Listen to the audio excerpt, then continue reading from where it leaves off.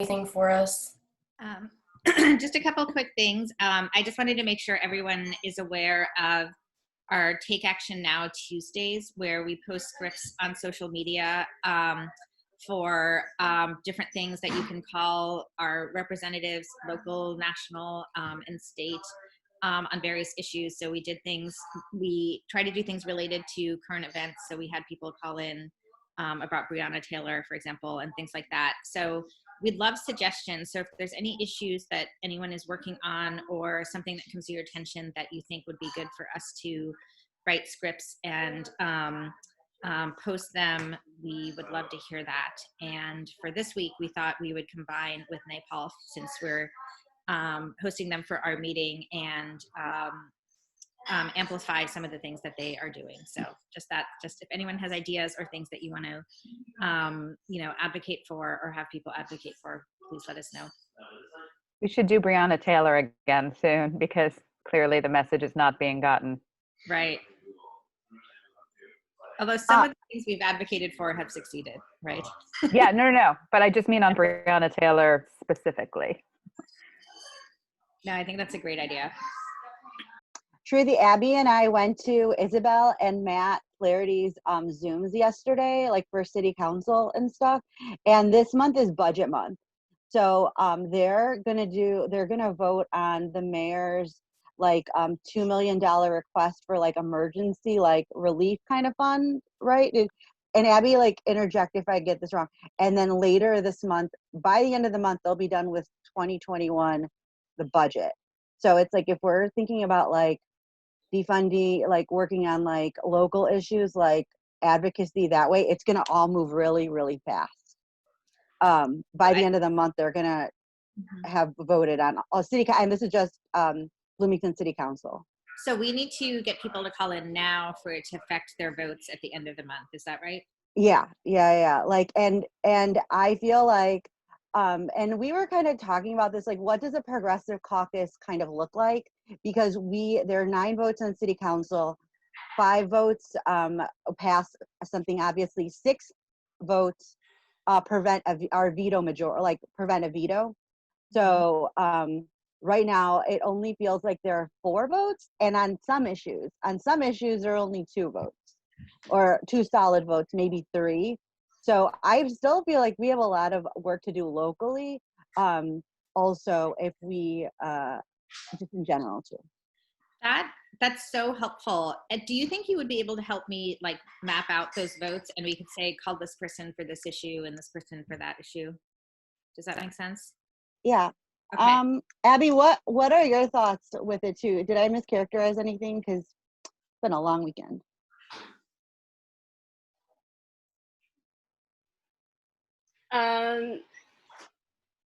Yeah, I went to the Isabel and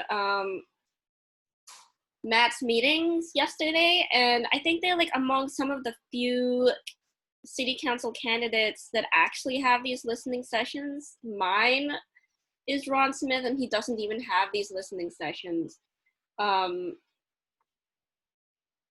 Yeah, I've been talking to Natalia too about like, I don't even like, what does a progressive caucus even look like? Because some of the stuff that I've seen from city council members, certain city council members, has been really sort of alarming and very not progressive.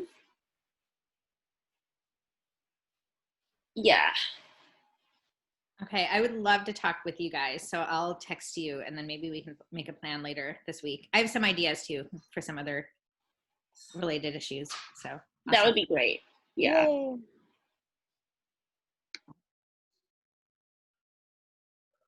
And can I just say that there were 3 reproductive justice wins in the last month. So abortion bans in Tennessee, Georgia, overturned, and then the Indiana one from 2 years ago that was still in court got definitively rejected by the court. So yay. Very positive news. Oh. That's all I had. Excellent, thank you. So Charlotte isn't here, but as I said please join our organization. I did post the link. It's a Google Doc form that you can fill out. And yeah, our elections are November 15th. If you're interested in running, you must be a dues paying member by August 15th. And we do have a Join in July campaign that's going on right now. I wish I could share with you our awesome graphic, but I'll save you. Anyway. Tammy Jo, do you have anything for us? Tammy Jo is our blog writer, and she is on the communications committee.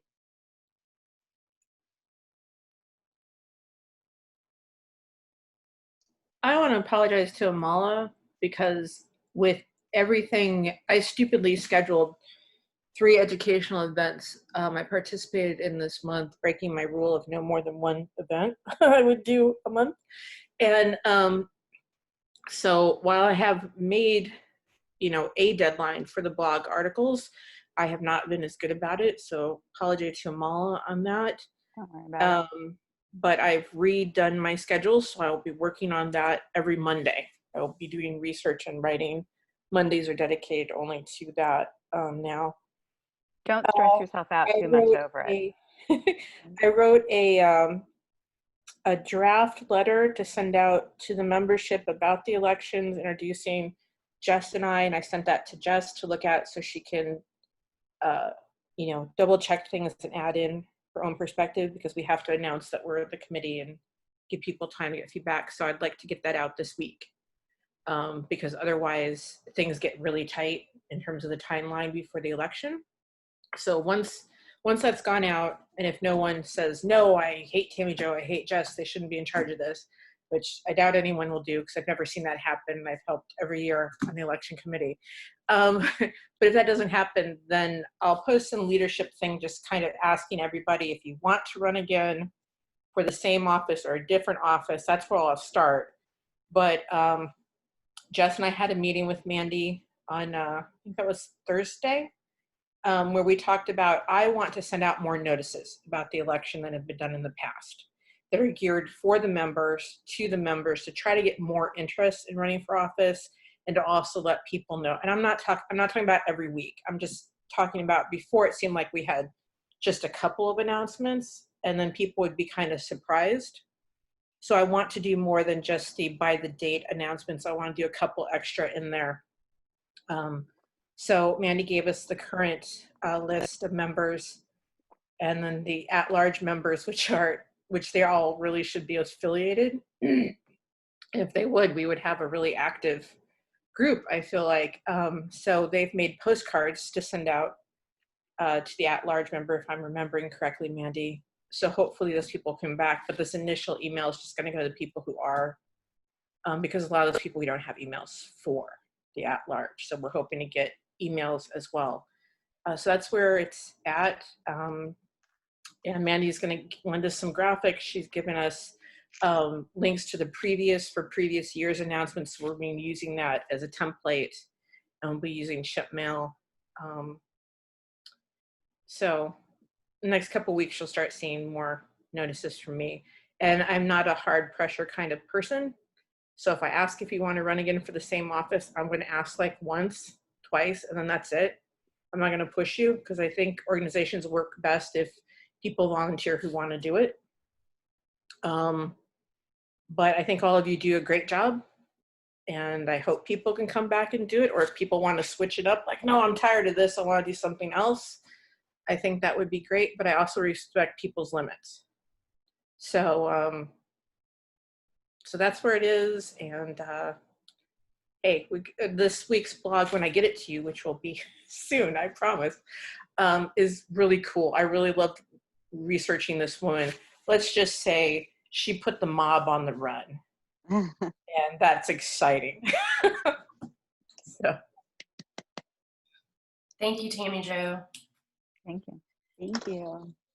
So we do have a few minutes here until Melanie comes back and speaks with us. So I was just gonna open it up for anyone to tell us what they have going on. Anyone, even if you're not on the board, if you'd just like to speak, let us know what you have and anything we might be able to do to help out. And welcome to all of our guests today. Thank you for coming.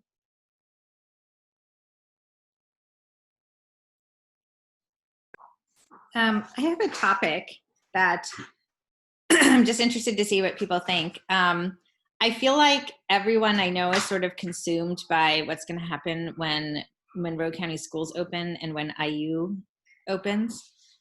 And it seems to me that, I don't know, that maybe there's a role that now could play in some of it, like I guess hearing people's concerns or helping amplify different voices. So I just wanted to raise that. I don't have any specific ideas, but I just feel like everybody I know is spending like hours out of their day trying to get information about like safety for schools opening, but also what's happening specifically in Monroe County, and then trying to figure out the risks and trying to figure out what to do. And then people are also talking about like overall equity issues, right? Depending on how this semester plays out, how the impacts might be on different different students and what can be done about that. Yeah, I know that MCCSC does have a scheduled school board meeting on Tuesday evening. They usually start around 5:30, and they have been posting them to their YouTube channel, so you can tune in and watch. Yeah, so technically there is public comment, but they're only taking email submissions. So if anyone has anything that they would like the board to know, just email them. And then I did see in the Herald Times the other day that the health department, although they didn't say please don't have school, they did say that they think that it's an iffy situation and that the schools should really consider a plan B. Yeah, I got an email from Debbie Fish about there's a protest on Tuesday. There are a couple of protests on Tuesday, actually. Sent me a private message. She said that there's a protest at the Monroe County Health Department on Monday morning at 10 a.m. at 501 North Morton Street. And she says that they want to line the sidewalk 6 feet apart with masks and signs. And they want the Monroe County Health Department to give explicit direction that schools should be closed until the number is decreased and until adequate free testing is available. There's also a protest on Tuesday, July 28th, at the CoLab on Miller Drive from 4:45 to 5:45 before the school board meeting. And so if anyone is interested in that, I'm gonna try to copy and paste this from my phone into the chat. There it is. So it looks like there's some protests on Monday and Tuesday. That's amazing, Abby. No, thank you. And I was sort of thinking too, like, this is the only insight I have into this situation. I only have 2 insights into it. One is that, all my friends in California were going through the same sort of agonization that everybody here is going through now. And then they just announced they were shutting down all the schools. And all of that agony stopped and everybody switched to how do we make this a more equitable situation. And so like they opened up, like they're working on providing laptops to every student who needs one. They're working on like paying for broadband. They're setting up centers where like parents who need childcare can have their children go and people will be there helping them with homework and stuff like that. And I just think all of those things, if the time comes here, I think it would be great. Like we could think about ways that we could help support things like that, right? Or like help buy supplies for students or something. So that was insight number 1. Or maybe it's not even an insight, but just something that we might think about doing going forward, whatever happens with the fall, right? Because there's going to be, whatever happens in the fall, there's going to be students left out and with having a lot of issues, right? And then the second is, it seems like there's a lot of very clear, specific data coming out of Asia and Europe on how they opened their schools safely and what worked and what didn't. And it just seems like everyone's ignoring that here. So I don't know, that's just a comment about how I think that's a sort of unfortunate situation, right?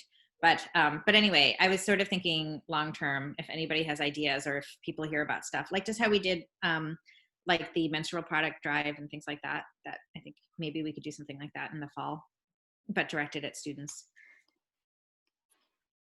I think that the mayor, like part of what the mayor is asking city council for is a little for stuff like that, like the devices for internet, you know, and for like school, like just to, if they have to go virtually or something. Like I haven't fleshed it out though, so I don't know exactly what he's asking for, but I can look at it. Do you think we should be ready for a statement? Like, should we make a statement about school opening as now? Because I feel like a lot of progressive organizations are not making enough statements right now. I don't know. I agree with that. And part of what I was thinking is I feel like every mom I know is like just struggling with this so much and spending all this time on it. And like a lot of people have no idea, right? Like a lot of dads I know have no idea. They're like, what are you talking about? I didn't even know that there was like this issue. And then, you know, and it's just like who's paying attention to what, right? I just feel like it's this thing that, you know, unless people are directly affected, they're not paying attention. But the people who are directly affected, it's such a big deal. So I think that's part of the reason for statements, right? Because like who's running most of the organizations? It's not moms, right? So. I mean, my kids aren't even in school yet, and it's stressing me out, like extremely, like because of all my friends who have kids in school and, you know, like people who've had to quit their jobs. People with very successful jobs have had to quit their jobs because they have to choose between a parent. Oh, And yeah. it's not great. Is ICPE doing anything? It feels like they've been really quiet. I'm on the listserv, and I mean, I haven't really been on Facebook, but I haven't seen anything from ICPE. What is ICPE? Sorry, what is, oh my God, I'm so bad at acronyms. Indiana Coalition for Public Education. Yeah, Indiana Coalition for Public Education. Natalia, are you still part of that organization? Yeah, I have paid dues to be on there, but then they were having like weekday meetings that I couldn't go to because of work. But I honestly don't know where they're at right now. Because right, I think we met right before the primary in June. All my time is all messed up. But yeah, I that's a good question. I don't know where they stand. Because candidly, Kathy Fuentes-Rower is on school board, but she's also the state chair of Indiana Coalition for Public Education, the state chapter. She's helped start the Monroe County chapter. So I'm not really sure where Monroe County is on all of this, honestly. Let's see. They usually meet on Sundays. I wonder if they're meeting today.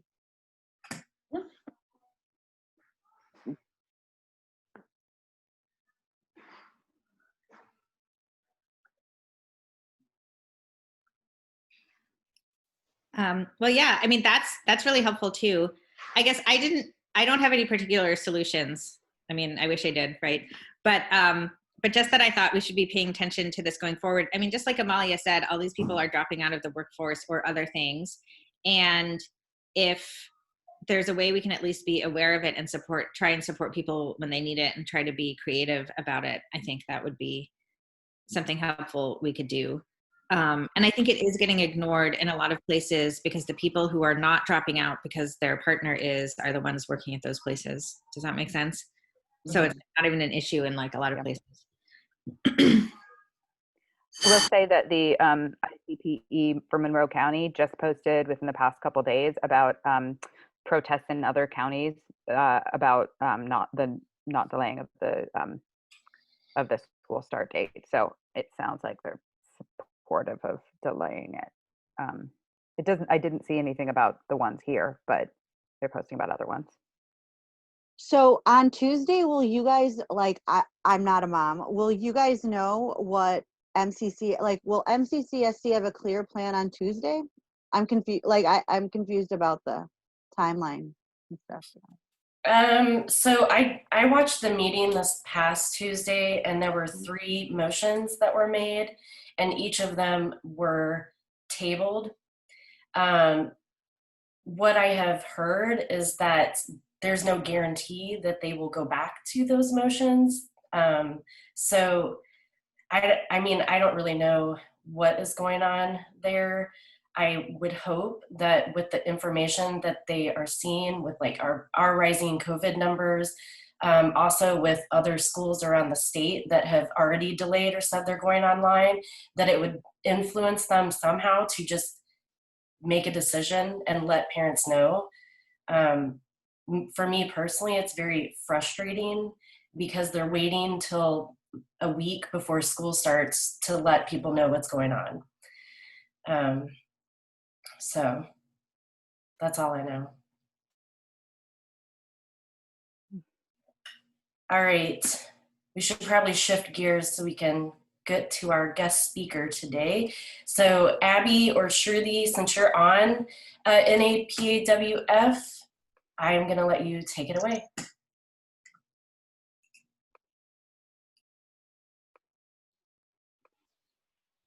Abby, do you want to start? Sure. Yeah, so it's my pleasure to introduce, Shruti, it's my pleasure to introduce our guest speaker, Melanie. And so we've just started a chapter called the National Asian Pacific American Women's Forum. And I'm reading it off because it's a long acronym, and I feel like I always get it wrong. But we basically saw a need for having like an Asian, especially for Asian American women, kind of like a place for us to gather and talk about policy issues and other things that affect our communities.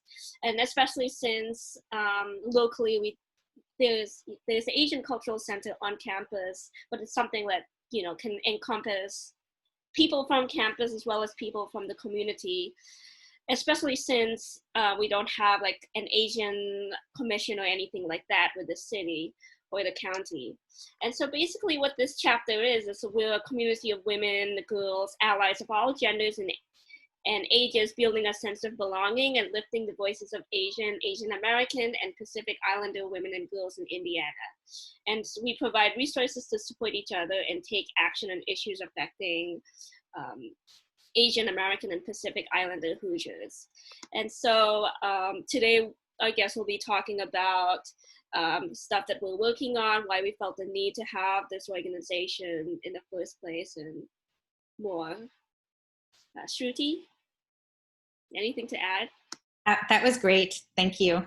I'll just add that it's also lots of fun. So.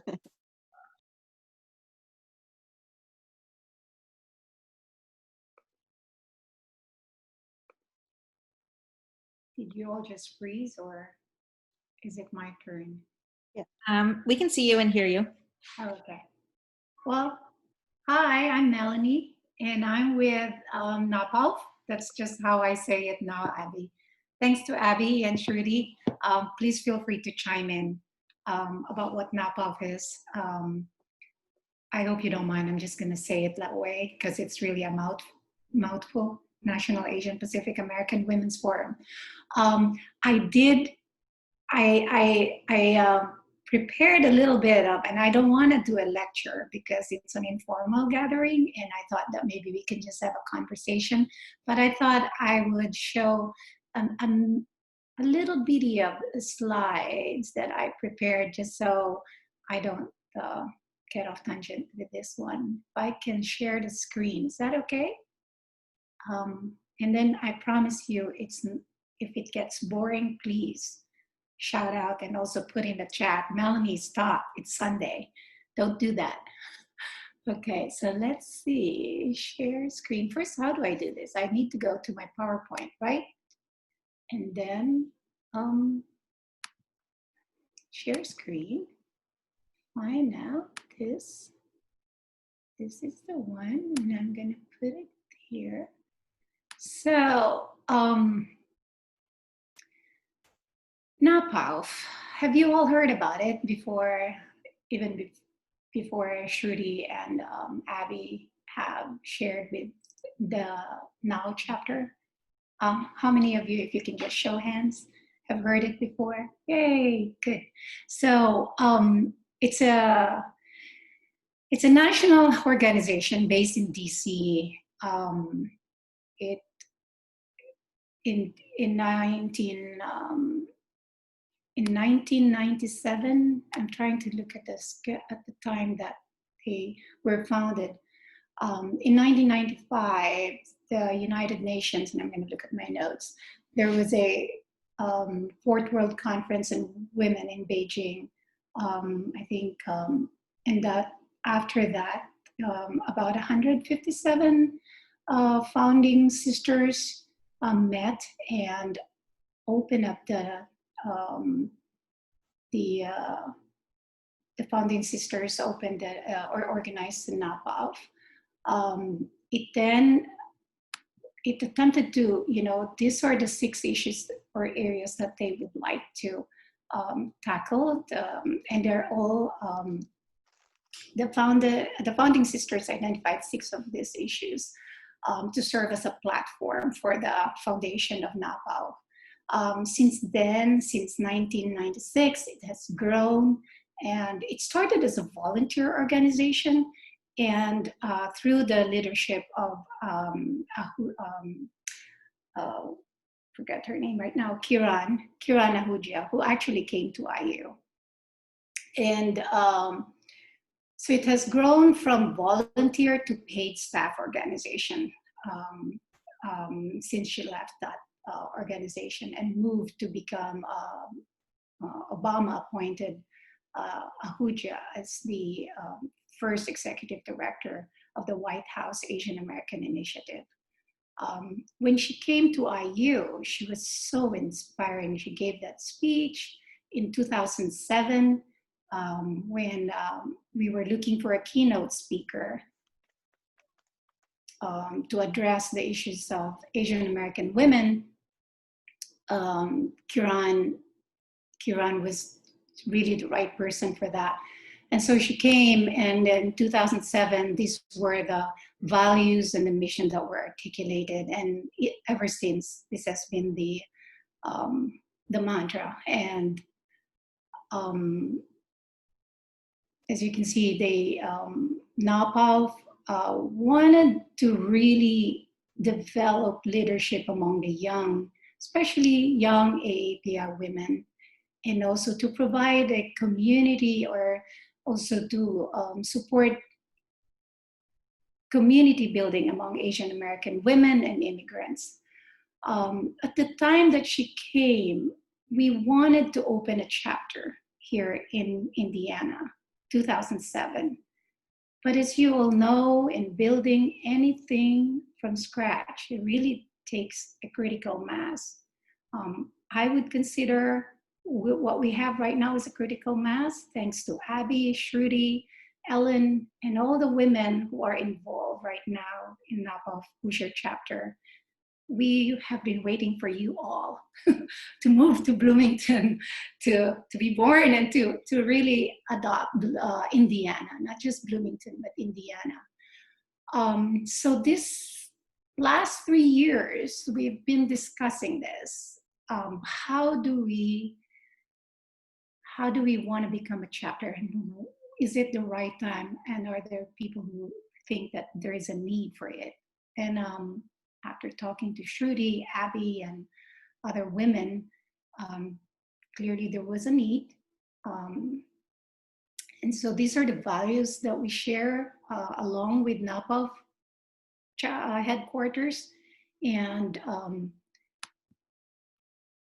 it's framed and centered in a reproductive justice framework, which I am sure that all of you are familiar with. Are you aware of the Sister Song group? So this is basically taken from that.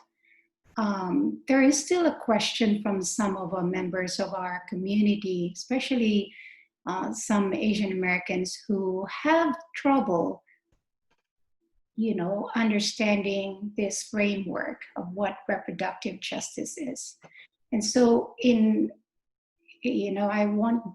don't think I can do justice in explaining this framework, but Abby and Shruti, please chime in.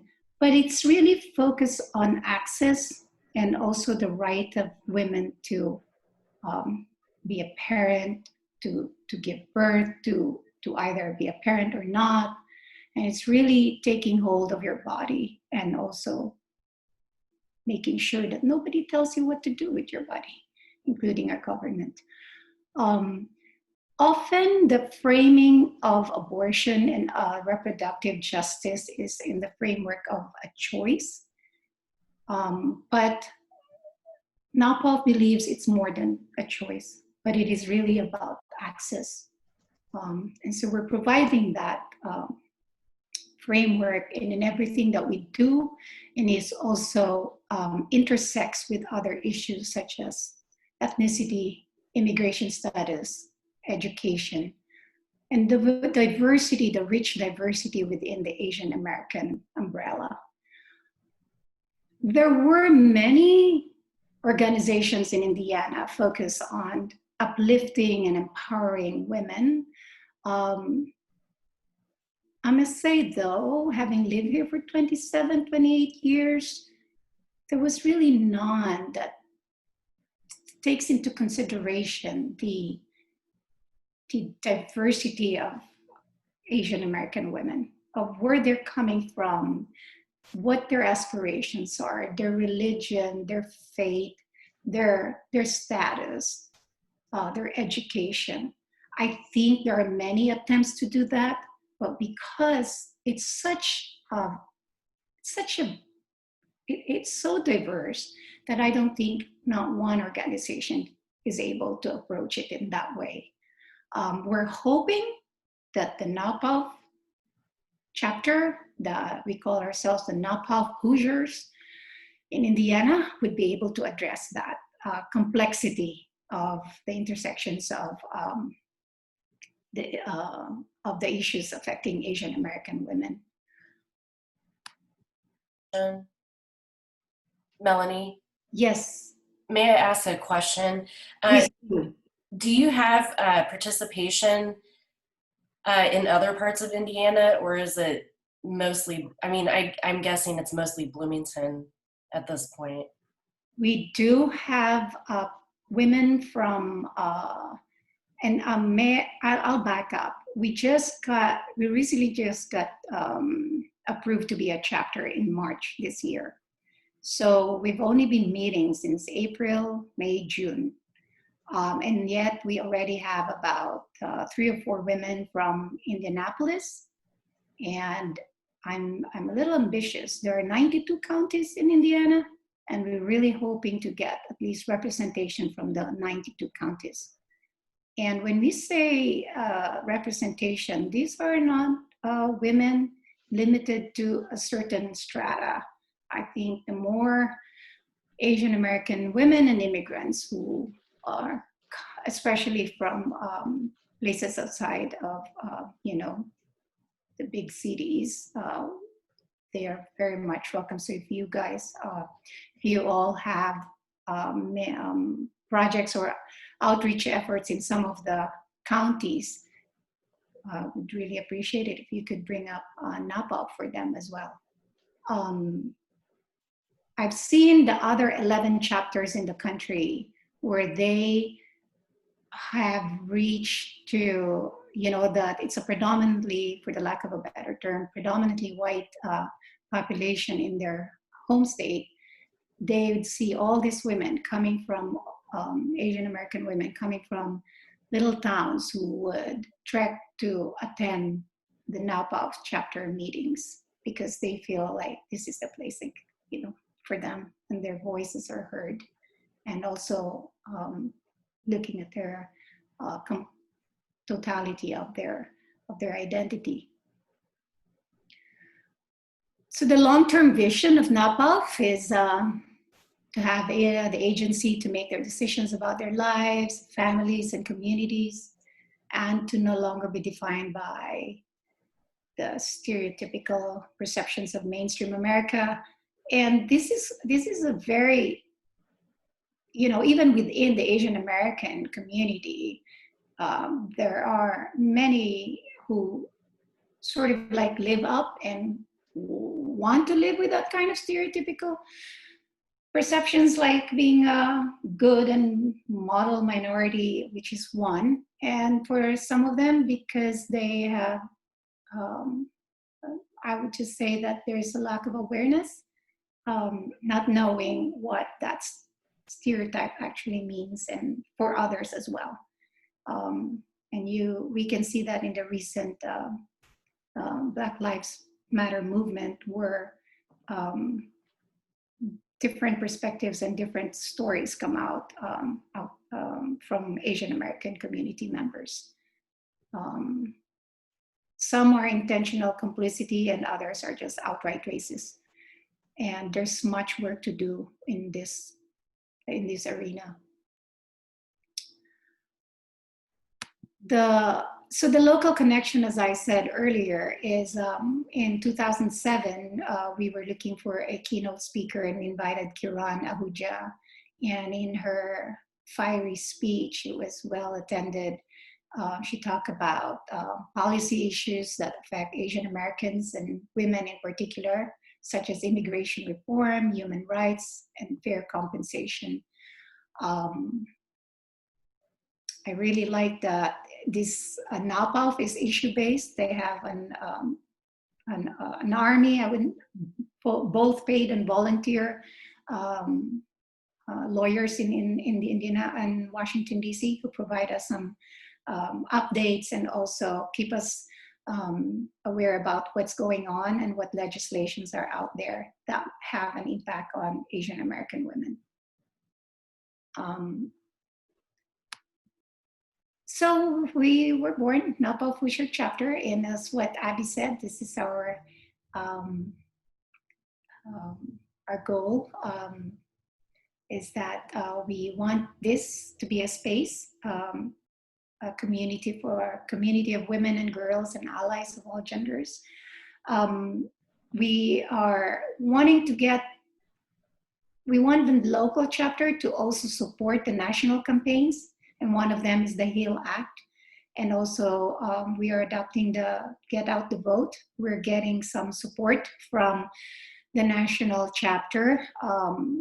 One or a couple of our members are volunteering to be the media or digital organizer. So they're, as we speak right now, they're being trained and also getting resources from this group.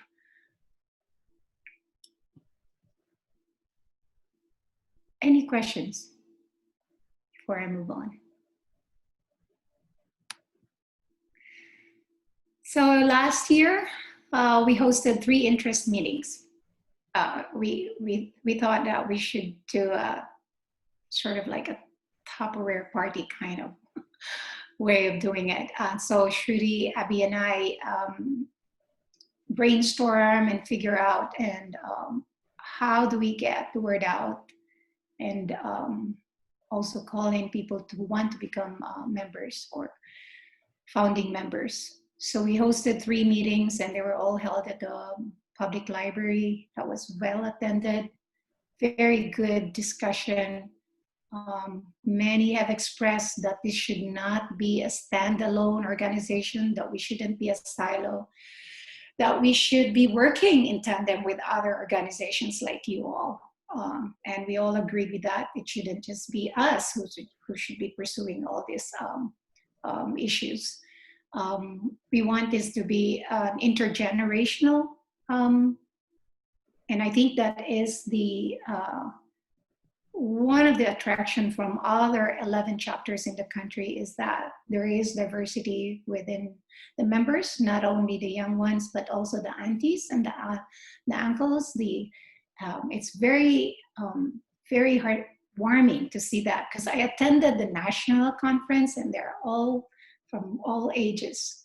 I think having this membership that, that recognizing that there are women from different backgrounds and of all ages that can contribute and have something to share, especially those who were before us.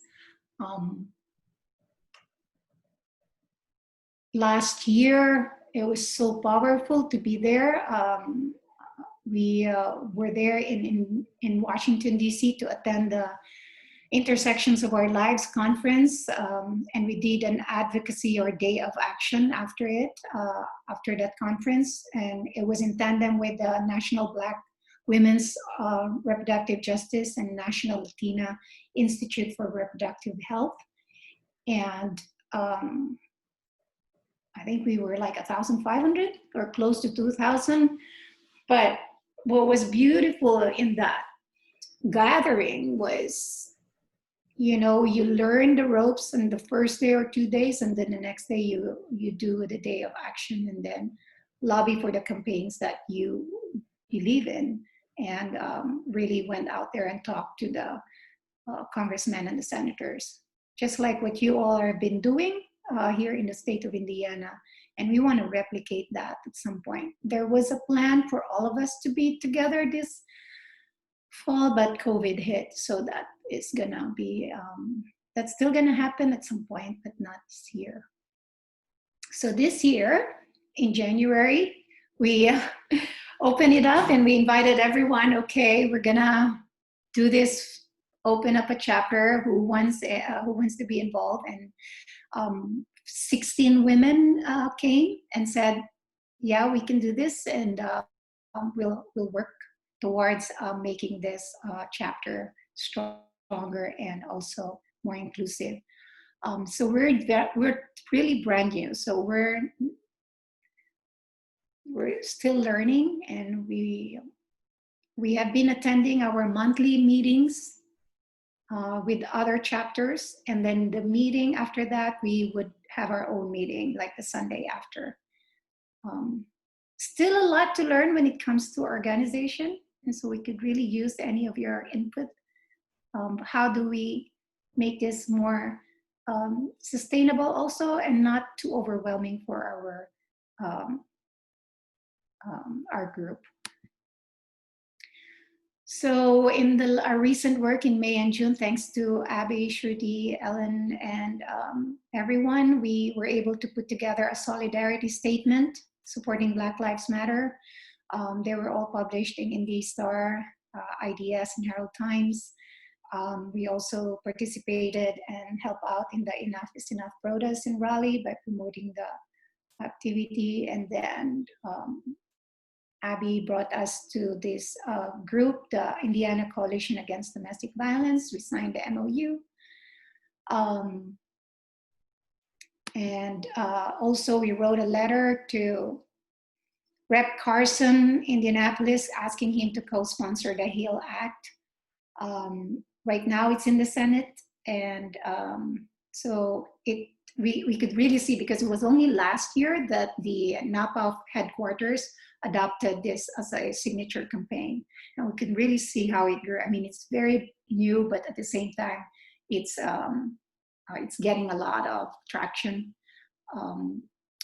I'm blanking right now. Senator Booker. Okay, it was Senator Booker recently who introduced the bill, but it was originally by also Rep. Chayapal. So what is HEAL Act? 3 things. It removes a 5-year bar so that immigrants can receive basic affordable healthcare instead of relying on patchwork of healthcare coverage. So before, when I became an immigrant in 2000, when was it? 93, I didn't have to wait. There was no such thing. There was no 5-year bar. I can immediately access this healthcare. It was only recently that they put this 5-year bar. So now immigrants, even though they have been here for 5 years and paying, they can't really access any of this healthcare. It also enables undocumented immigrants to access the Affordable Care Act insurance. So, right, as you all know, it takes a while for the bill to be, first it get introduced, then you get to have all these other congressmen and senator to lobby and vote for it. We're currently working on Get Out the Vote campaign, and we're working with PublicWise digital for digital organizing session. we're working on voter engagement. This is actually something that we'll have to discuss in a group, Shruti and Abby, because we have to complete this state voter info that will appear in the landing page, so that when we start our GOTV, when people will have questions, we can also show them the page, and it can be in different Asian languages because other chapters are doing it that way. And so we can just send what we have in English and then also have them translate it into different Asian languages. Conducting an interest survey, which will be in our next meeting, finding out what do the 20, we're now 24 or 25 members from 15 to 25. So which is good, it's growing. But we also wanted to know, what do the members want? Like, how do they want to be involved? Well, what are the issues that they feel that we need to focus on? We are given a lot of leeway and independence from the national chapter.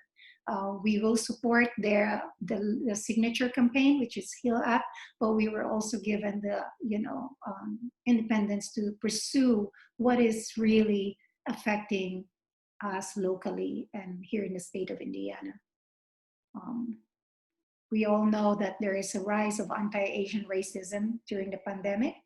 And that's something that we will continue to address. I will stop here and I'll take this screen off. How do you do that? Stop share so we can all see each other. Sorry to bore you on that one. I'm done. You all can ask questions now. Thank you. Thank you, Melanie. You're most welcome.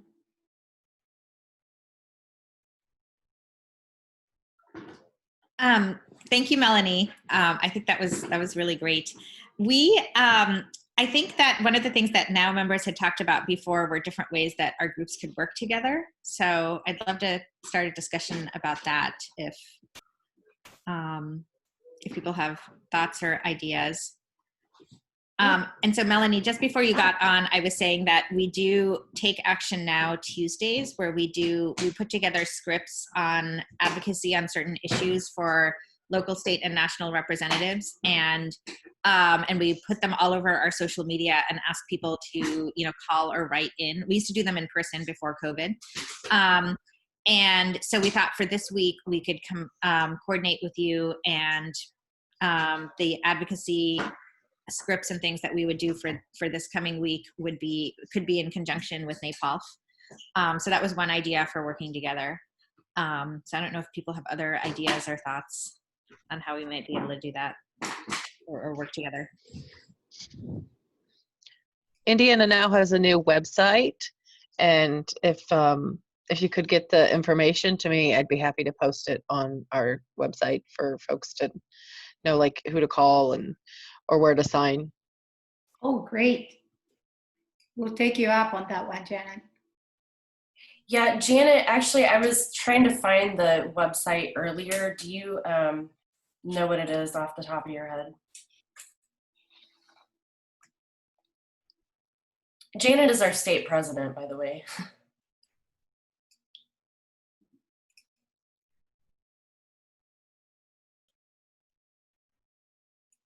All right, well, while we're doing that, I was just wondering, in terms of the Take Action Tuesdays, would we want to focus on the HEAL Act that Melanie was telling us about? I think that makes sense, right, Melanie? Yeah, especially since I think that one requires a consistent lobbying and campaign, and getting the word out and getting people's stories of how it actually impacts them. What the other chapters are doing is really, some of their volunteers did not even know that they themselves have been affected by the HEAL Act, the HEAL Act. Like, they're immigrants, they came here and they, they're still not on the 5-year, they're still living, within 5 years. And one of the volunteers have 2 or 3 unfortunate miscarriages, but and you all know what that means. That would mean going to the hospital and getting all the help, medical help. But because of that, she's not able to access any of the, Medicaid and other help that she needs. So I think if you know of women who are affected by this and would like to share their story, I think that would be one of the best ways to garner support for the Heal Act campaign. Is really telling how this impacts women. Shruti, is there is there a script that you all are using to send to people? Yeah, we have, I think we have 2 of them. So we could start with those because I think there's 2 types of advocacy. One is specifically about the act itself, right? Asking people to pass the act. And the other is amplifying the voices of people who are affected. Right. So I think it would be great if we could do 2 of those. And maybe, Melanie, you and I can pull up the scripts that we had and, maybe modify them a little bit. Sure. And then I wonder also, Melanie was talking about the different things that we put together, like the statements after, in support of Black Lives Matter and some other things that we did, like the letter to the representatives. I'm wondering how you feel about amplifying some of those, because I think, like, for example, in that letter, we talked about sort of how Floyd murders, how it was affecting the API community in different ways. Right? Because one is being sort of solidarity and being part of experiencing some of the same or similar types of discrimination, right? Then another piece of it was sort of allyship and the problems and complicity, because one of the officers involved in the Floyd killing was Asian American. That letter, Melanie. I mean, there's I think that there's all these Black Lives. Yeah, that I think there were a lot of nuances that people were not aware of, and how it sort of differently impacted the Asian American community, and how we were calling for solidarity and allyship in somewhat different ways than I think a lot of other groups were, right? So I don't know if people would be interested in like reading those or amplifying them in some, as in by amplifying, I just mean if we send it to you and tweet it out or something. Yeah, we can certainly do that. So there is a question in the chat from Kara Crothy. How are you handling the challenge of registering voters right now?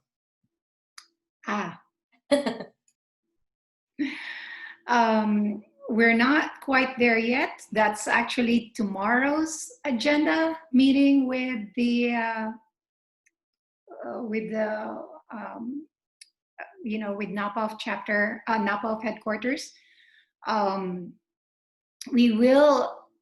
know that we will collaborate with IU as well, because they are working on the Get Out the Vote campaign. And I know that in Indiana, I think it's somewhere, was it in October, the deadline for registration? So we really have only, today's August, no, July. So we really have only 2 months to get everyone registered. We'll get more information on that one tomorrow about how we're going to tackle that. But that's the main priority. I mean, we can't really go out and get the vote out if people are not registered.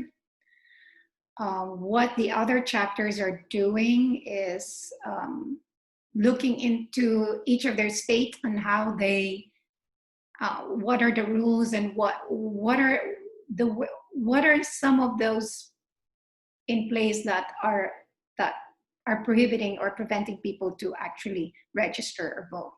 So they in Georgia and in Atlanta and also in Chicago, they already like way ahead of us in looking into that.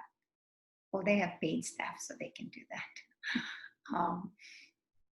It's really hard when we are all volunteering your time and there's so many issues that you have to tackle. I don't think I answered the question of the person who sent that, but I'll know more information tomorrow when we meet with our national headquarters about the Get Out the Vote campaign. But they are giving us all the resources that we need if we want to go out there. Originally, we had this idea that we would be going around in every rural country in this county in the state of Indiana, armed with our new phones and clipboards and all that. But then, of course, COVID hit, and then we said, oh, maybe we could still do it before COVID was rising. But now, after seeing the numbers going up, we may limit ourselves to phone banking. We're still figuring out how to do this without, making sure that everyone is actually able to get the message. Right. So I just looked it up, and the deadline for Indiana is October 5th. Right. Okay. Yeah. So we only have 2 months, really.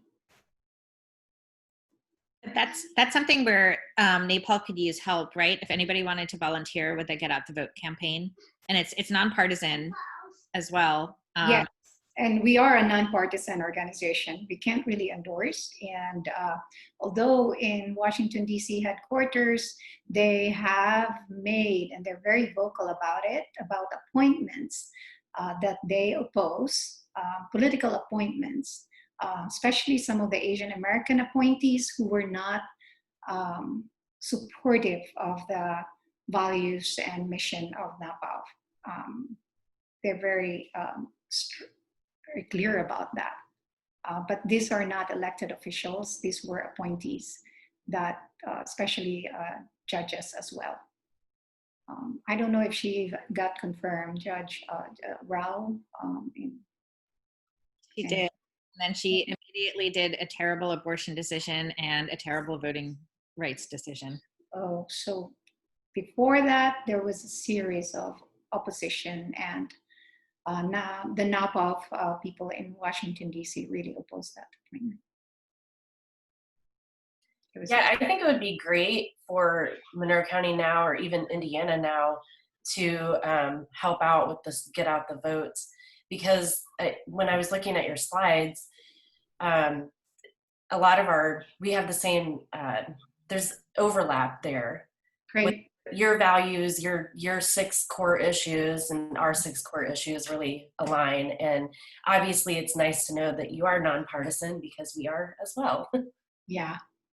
Oh, good. So when I get more information about the Get Out the Vote, I'll share it with you all. I think the more organizations that can work on this, and we have that, they're giving us these resources that like phone, and what is that access that you could use phone? The VAN database? Yeah, VAN database as well. So our goal is, I think 100, but you'll know that 100, apparently, if you want to yield 100, you need about 3,000 knocks and 3,000 phone calls. So if we all put our heads together, I think we can do that. I don't know how many members you have, and we only have 24, and not everybody will be able to do it because of other circumstances, but we could really use a lot of help. And we do have requested about 12 phones, and they're going to mail it to us as well. So we can also share that if you don't want to use your phones. Yeah. Melanie, my name's Natalia. I am the new chair of the 9th District Latino Caucus also. Ooh. And we're meeting with Lillian Casillas this week to see what kind of engagement we can do, because we are partisan, but we can do something nonpartisan, obviously, like get people registered to vote. And that's one of our big things, is like not only here, but there's really only 4 colleges or universities in our congressional district, but I use the biggest one right in the state. So we're meeting with Lillian this week and to see how we can help NIU's campus. And so I'm sure there's a way for us to kind of cross work together too. So I'll send an email or get your contact information from Shruti or Abby to send you like a follow-up for how that meeting goes. I think we're meeting with her on Tuesday. Great. And The city's commission wants to work on it too.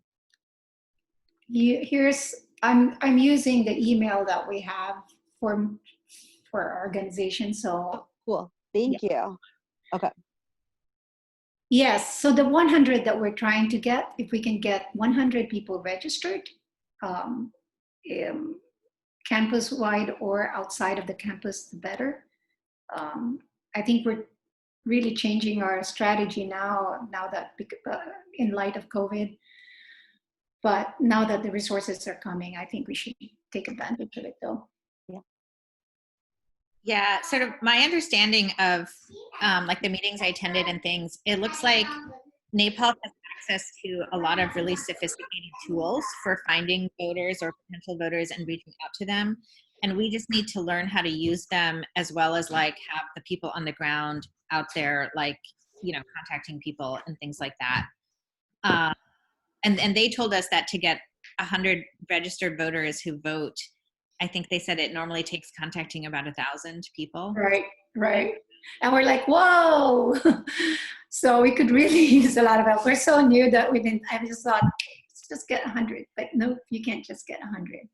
It's also a twofold purpose for us because we're new a chapter. We're doing this also for the purpose of base building. If we can get that van voter, say that again, what was it? Voter database, the van database. We have van database, and they're able to actually hone in on Asian American registered voters. So if we can establish a relationship with those folks, then that's one thing that we want to achieve as well. Beyond the election is to have a relationship with Asian Hoosiers or Hoosier Asians. And we'd have so much overlap in terms of women, right? Reaching out to women in all of, you know, in all of this. So.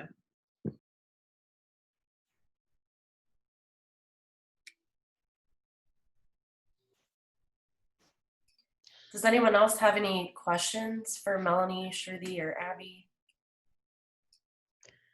So Melanie, this is Janet again. And my intention before COVID hit was to spend most of the summer focusing my advocacy on voter registration. Yeah.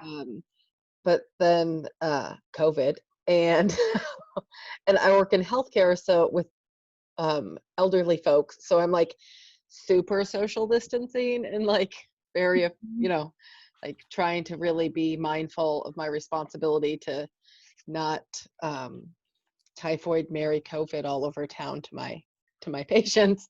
And so but I would really be interested in your work with voter registration in a socially distanced kind of way.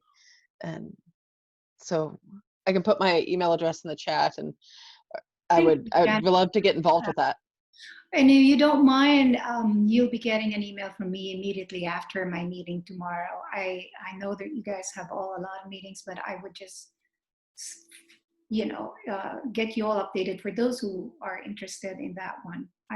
I'll definitely take you up on that one, Janet, and also Mandy.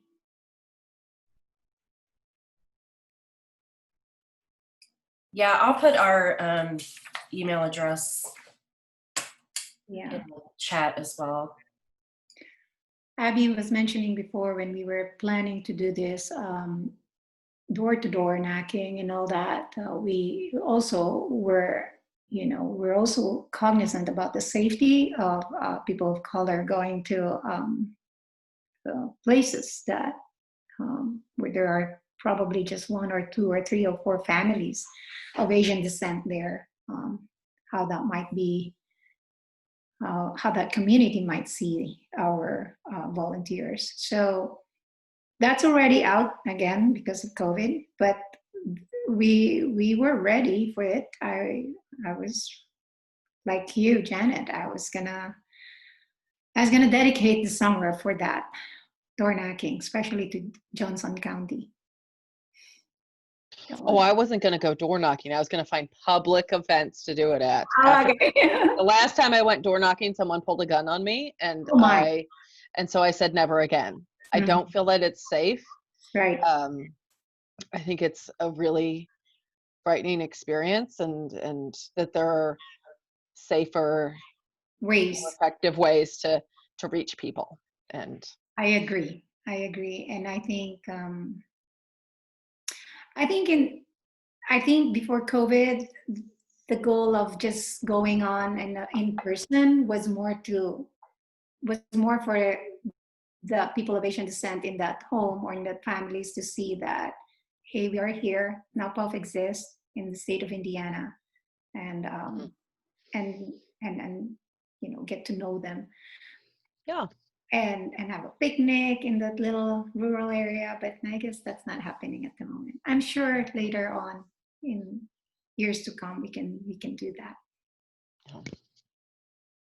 Can I bring up some of the related efforts to these issues? I know Melanie touched upon this a little bit, but a couple of our members in Indianapolis are working on anti-Asian hate crimes issues. So one of them is putting together with other groups a database of reports, people who have experienced harassment and sort of, things directly related to COVID. And another member is working with some representatives in Indianapolis to have Indianapolis pass an anti-Asian hate crimes resolution, like basically condemning the anti-Asian racism coming out with COVID. And we thought when she's able to do that it would be great to be able to do that in Monroe County too, to like take that as a template and see what kind of resolutions and things we could get passed. And this is in the absence of the statewide hate crimes legislation, but also we thought it would be steps in the right direction. Right.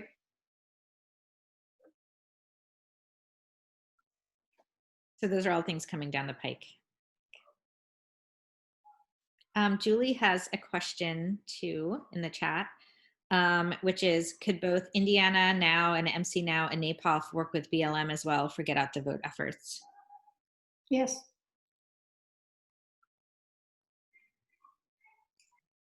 Yeah, I think the more that we can do, the better, right? So. Yeah, absolutely.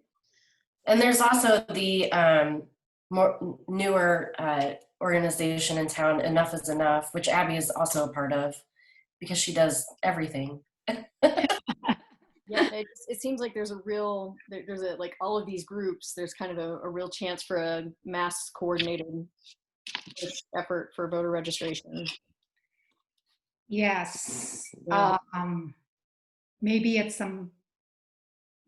in a week or so, if we could have just all the representatives or everyone from these groups now, MC Now, NAPAWF, and BLM will be in one space, and we can just talk about GOTV and what each of organization can offer. Does that sound good? I mean, I would, your group, Janet and Mandy, might have all the connections with the other groups. So if you guys would like to take the lead for calling on that one, we can all focus on just that issue. Like having Monroe County Now take the lead on getting the groups together? Maybe? Yeah. Would that be something? I mean, you all seem to have a connection with all of the other groups. That way we can all. Yeah, right. Because in between the people who just mentioned different groups, we came up with like 5 different ones, right? That went in between Janet, Natalia, and Abby, and Julie. So yeah, maybe Mandy, we can just, or I guess everybody who suggested a group, did everybody put it in the chat? I tried to save the chat. I'm saving the chat. Okay. Yes, and actually this is being recorded, so all of the comments will show up in the video as well.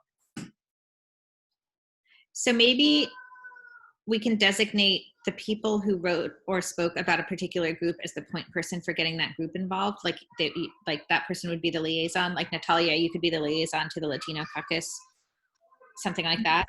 And then, so I can try to put together a quick list and send it to Melanie. And then Melanie, when you come out with the information you have, you can send it to that group. Yeah. Okay. Sounds good. And Melanie, I've worked with Van before on different campaigns, so I know how to use it. I don't know what kind of access caucuses have. I just reached out to my district about because I don't like using other people's Van for like my caucus stuff. It should really be separate, but I do know how to use it. Yes. Yeah, so we can help. Oh, perfect. Yeah. All this information that they're giving us the other last week, I'm like, oh my gosh, what's this? What's that? And then transferring the data, the information data about voter engagement or voter information from the state of Indiana to the NAPAWF website. The other states, the other chapters are doing it, but they're also they're identifying the ones in the information that they got from their own states. They're able to actually identify the ones that are preventing people to register. That's the problematic aspects of it. So I think it's in a way it's good to look at that actually. Yeah, I can definitely teach you how to do some of the basics on it and just kind of pull lists to kind of target what you're targeting and stuff. So. Thank you, Natalia. I'm gonna put down your name. Okay, I'll send my email in the chat right now. All right.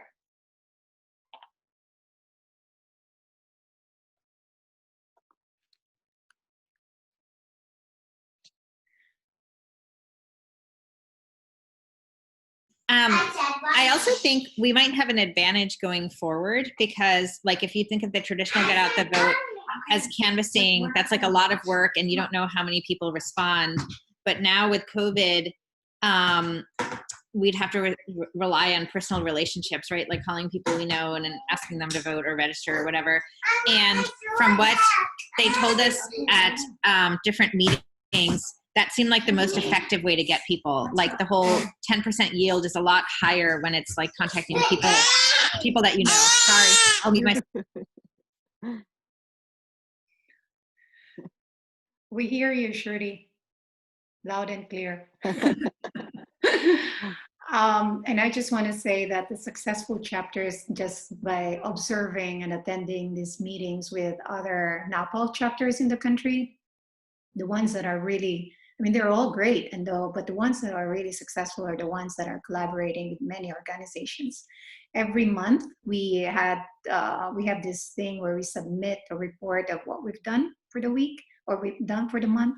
And one of the questions there, have you guys worked with other groups as well? So just thankful for all of you for your offer to work with NAPAWF Hoosier. We'll definitely take your offer. I don't think this is something that can be solved just by one organization. Thank you. Sounds good. Thank you. Yeah. Thank you for your time today. This has been very, very informative. Yes, thank you. Yeah. All right, we do have a few minutes left if anyone would like to bring up anything else. Any other questions for Melanie before we leave?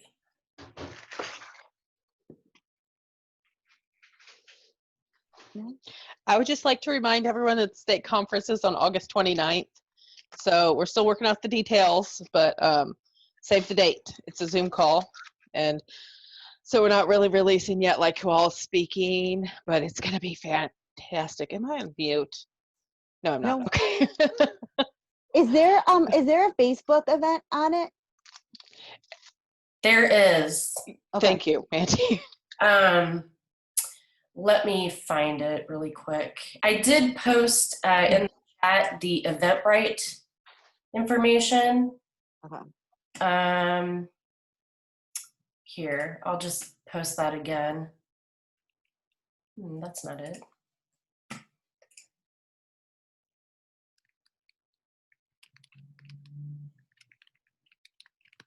go.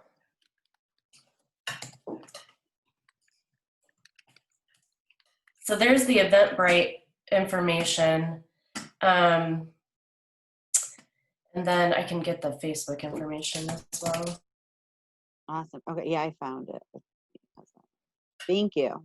So yeah, I guess you're supposed to register, and then I assume that they'll send you the Zoom link when they have it.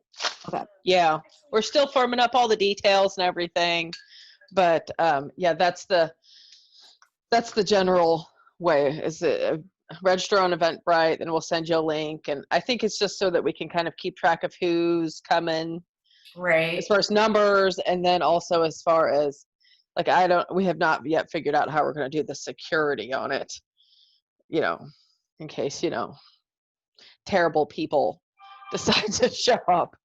Right. I'm not. The title of the conference is Unpacking Bias to Inform Feminist Work. Yeah, so the entire conference is going to be about anti-racism work. Yeah. Which is really important right now because we have a national president who is very problematic. Yes. We've all been trying to get rid of her. So yeah. Super exciting times. Yes. And embarrassing, super embarrassing. It is embarrassing. But I could spend hours talking about that. Right.